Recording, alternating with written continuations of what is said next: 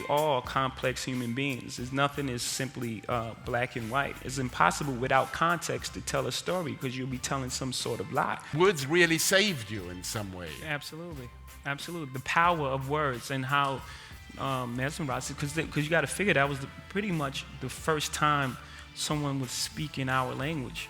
The records we were listening to, Prince and Michael Jackson and Temptations and, Curtis Mayfield. Yeah.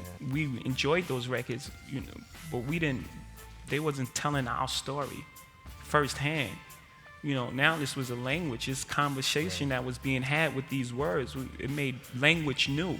One of the things that I find magnificent about this book is that you create for someone such as myself a sense of, I know this man, a sense of intimacy while creating and maintaining distance. That must be a very complex dance. I think that, again, it speaks to the similarities of our emotions. Like some of our emotions, most of our emotions are pretty much the same, but it's told from a world far removed from who you are. So that's the distance that you feel between us.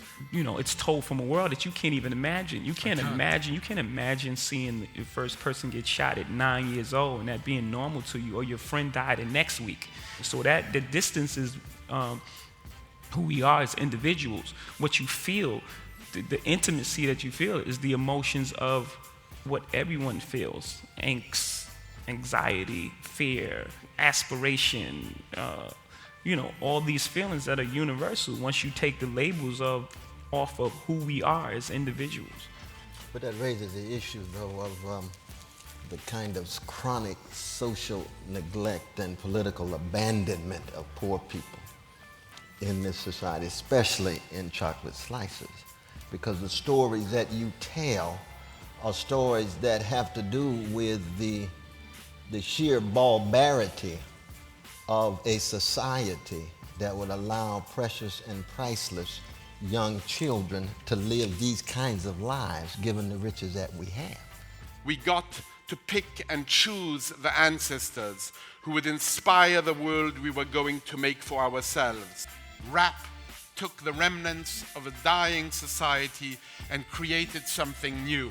Our fathers were gone, usually because they just bounced, but we took their old records and used them to build something fresh.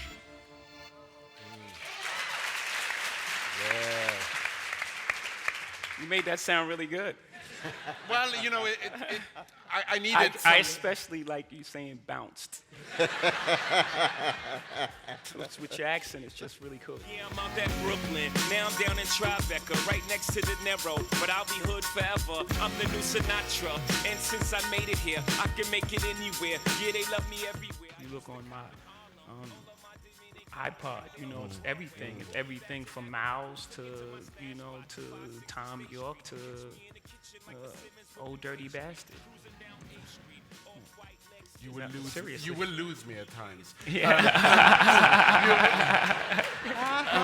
I approach. I'm telling you, I approach part of this with the euphoria of ignorance, and that is in. That's how we approach life.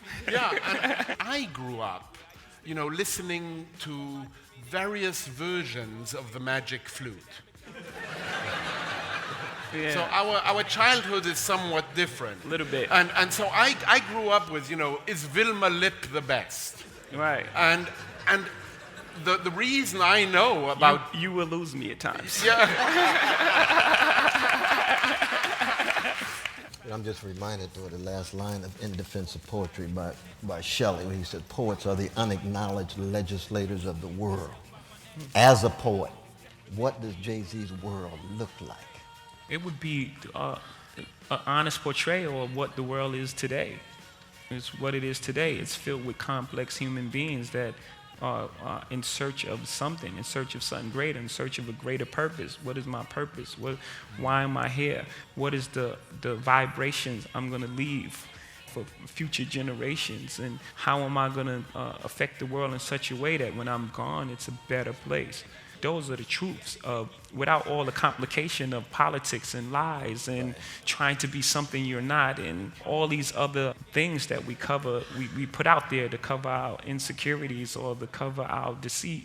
I find human beings extraordinary.